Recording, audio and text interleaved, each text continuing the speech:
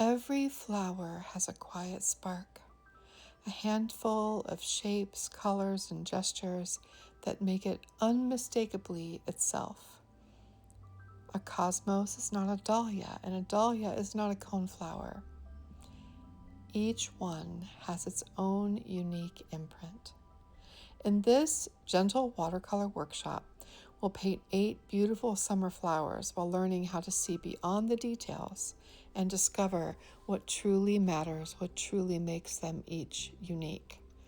Together, we'll explore how to observe real flowers, simplify what we see, and capture their essence with fresh washes and expressive brushstrokes.